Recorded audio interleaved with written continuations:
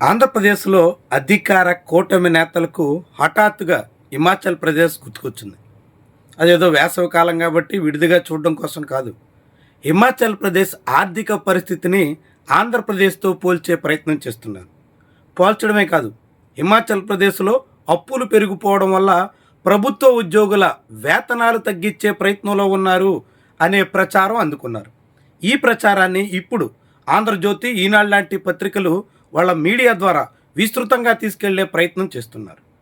తద్వారా ఆంధ్రప్రదేశ్లో PRC, IR వంటివి డిమాండ్ చేస్తున్న ఉద్యోగుల నోట్లో మట్టి కొట్టే యత్నం మొదలైపోయిందా అనే అనుమానాలకి ఆస్కారం ఇస్తున్నారు. నిజానికి చంద్రబాబు నాయుడు ప్రభుత్వం అధికారంలోకి వచ్చేక ముందు రాష్ట్రంలో ఆర్థిక విధ్వంసం జరిగిందని, తాము సంపద సృష్టించి అన్ని హామీలు అమలు చేసి తీరుతామని రాతపూర్వకంగా హామీ పత్రాలు కూడా ఇచ్చారు. మేనిఫెస్టోలో పేర్కొన్న ఒకటైతే బాబు షూరిటీ, భవిష్యత్తు గ్యారంటీ అంటూ ఇంటింటిగా తిరిగి కూడా పంపించారు.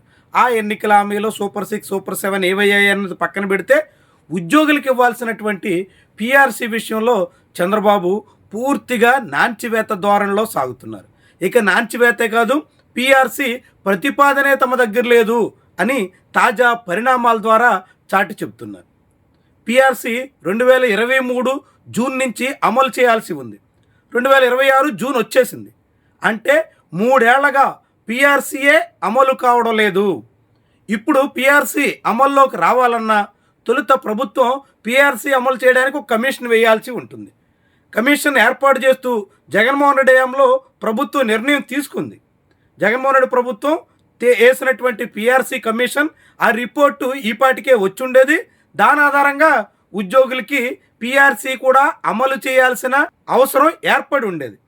కానీ ఇప్పుడు చంద్రబాబు సర్కారు జగన్మోహన్ రెడ్డి హయాంలో వేసినటువంటి పీఆర్సీ కమిషన్ని రద్దు చేసి కొత్త పీఆర్సీ కమిషన్ వేయకుండా 2 ఏళ్లుగా కాలయాపన చేస్తుంది. 2 ఏళ్ళు గడిచిపోయిన తర్వాత కూడా పీఆర్సీ కమిషన్ వేద్దామన్న ఆలోచన కూడా చంద్రబాబులో లేదు. ఇప్పుడు హిమాచల్ ప్రదేశ్ను గుర్తు చేయడం ద్వారా అక్కడ కొంతమంది ఉన్నతోద్యోగుల జీతాలు కోత కోస్తున్నారు కాబట్టి ఆంధ్రప్రదేశ్లో ఉద్యోగులు కోత కొయ్యకపోయినా మళ్ళీ అదనంగా పెంచాలనే డిమాండు ఇక విరమించుకోండి అని పరోక్షంగా చెప్పకనే చెప్పిస్తున్నారు. ఆంధ్రప్రదేశ్లో ప్రభుత్వం భారీగా అప్పులు చేస్తూ అనేక ఆడంబరాల కార్యక్రమాలు నిర్వహిస్తుంది. అంతెందుకు, ఇప్పుడు మంత్రులు 9 మంది సింగపూర్లో ట్రైనింగ్ పేరుతో షికారులు చేస్తున్నారు. వాళ్ళకి దారి ఖర్చులకే ₹1 మొత్తం వెచ్చించాల్సి వచ్చింది.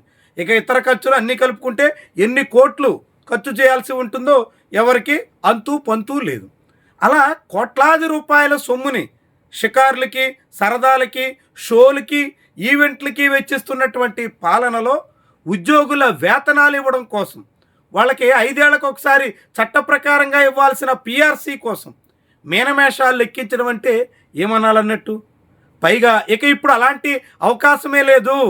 ఆంధ్రప్రదేశ్లో అప్పులు 60% పైబడి ఉన్నాయి కాబట్టి ఇక మీరు అలాంటి ఆలోచన విరమించుకోండి అనే సంకేతాలు చంద్రబాబు ఇవ్వడం దేనికి సంకేతం, దేనికి సూచిక?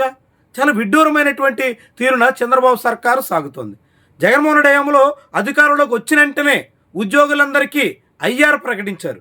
ఆ తర్వాత పీఆర్సీలో ఫిట్మెంట్ విషయం మీద చాలా పెద్ద ఆందోళన సాగింది. రాష్ట్ర వ్యాప్తంగా జగన్మోహన్ రెడ్డికి వ్యతిరేకంగా ఉద్యోగ ఉపాధ్యాయులు కదిలి విజయవాడలో కథం తొక్కారు. దాని తాకిడి ప్రభావం అవన్నీ మనం ఆ తర్వాత ఎన్నికల్లో చూసాం. కానీ ఇప్పుడు ఈ ప్రభుత్వం ఐఆర్ పూర్తిగా గాలికి వదిలేసింది. పీఆర్సీ మాటే అసలు వద్దంటోంది. డిఏలు ఎప్పుడు ఇస్తారో తెలియదంటోంది.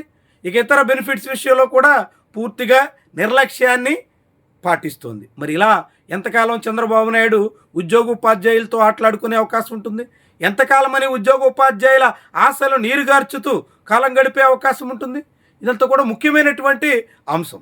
ఉద్యోగ ఉపాధ్యాయుల సమస్యలు పరిష్కరించకుండా 2 ఏళ్లుగా నెట్టుకొచ్చేస్తున్నటువంటి కూటమి సర్కారు ఇప్పుడు అసలుకి మీరు ఎటువంటి డిమాండ్లు చేయాల్సిన అవసరమే లేదు, అలాంటి ప్రసక్తే లేదు, దానికి రాష్ట్రంలో ఆర్థిక పరిస్థితి ఆస్కారమే లేదు అనేటువంటి రీతిలో ఇస్తున్నటువంటి సిగ్నల్స్ చాలా కీలకమైనటువంటి విషయాలుగా మనం భావించాల్సి ఉంటుంది. మరి ఇలా ఉద్యోగుల్ని మభ్యపెడుతూ ఐఆర్ ఇస్తాం, పీఆర్సీ వేస్తాం, జగన్మోహన్ రెడ్డి చేసినటువంటి అన్యాయాన్ని అంతా సరిదిద్దుతాం, ఆ గవర్నమెంట్ చేసిన దానికన్నా మిన్నగా మేము మీకు న్యాయం చేస్తాం అని చెప్పినటువంటి వాళ్ళు ఇప్పుడు ఆ మాటే మర్చిపోయినటువంటి తరుణంలో ఉద్యోగులు ఉపాధ్యాయులు సహిస్తారా? ఎంతకాలమని ఓపికగా వ్యవహరిస్తారు? ఇప్పటికే సిపిఎస్ లాంటి విషయాల్లో పవన్ కళ్యాణ్ చంద్రబాబు కూడా మాట తప్పేశారు. నెల రోజుల్లోనే తాము వస్తే సమస్య పరిష్కరిస్తామని చెప్పి జగన్మోహన్ హయాంలో ఇచ్చినటువంటి జీపీఎస్ లాంటివి కూడా లేకుండా పూర్తిగా అన్యాయం చేసే తీరున సాగుతున్నారు. మరి ఇలా అన్యాయం అయిపోతున్నామని తెలిసిన ఉద్యోగ ఉపాధ్యాయులు ఎంత కాలం పాటు సహనంతో సాగుతారు? ఆయా సంఘాల నేతలు చల్లబరిసే ప్రయత్నం చేస్తున్న ఎన్నాళ్ల పాటని ఓపికగా ఉంటారు? ఇదే కీలకమైనటువంటి అంశం. ఉద్యోగ ఉపాధ్యాయుల్లో పెరుగుతున్నటువంటి వ్యతిరేకతను ప్రభుత్వం కూడా గుర్తించినందుకే వాళ్ళందరినీ పక్కదారి పట్టించాలన్నట్టుగా ఇప్పుడు హిమాచల్ ప్రదేశ్ ప్రస్తావనను తెర మీదకు తీసుకొస్తుంది.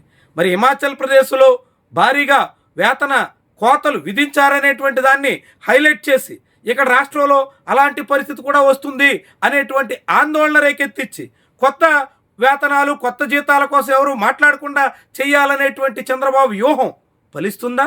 కాకుంటే ఉద్యోగ ఉపాధ్యాయులు పీఆర్సీ కోసం గతంలో అనేక ప్రభుత్వాల మీద దండయాత్ర చేసి మరీ సాధించుకున్న అనుభవం పునరావృతం అవుతుందా? ఇక్కడ ఏం జరుగుతుంది అన్నదే కీలకమైనటువంటి విషయం. చంద్రబాబు నాయుడు ఉద్యోగ ఉపాధ్యాయులకి ముందరి కాళ్ళ బంధం వేసే ప్రయత్నానికైతే పూనుకున్నారు. మరి ఇలాంటి బంధనాల్ని ఎలా ఛేదిస్తారు? ఉద్యోగ ఉపాధ్యాయులు ఎంత మేర తమ డిమాండ్లని సాధించుకోగలుగుతారు? లేకుంటే ఇలా చల్లగా ఉన్నదాంతో సంతృప్తి పడి సాగిపోతారు? ఇవన్నీ కూడా ఇప్పుడు రాష్ట్రంలో కీలకమైనటువంటి అంశాలుగా చెప్పాల్సి ఉంటుంది.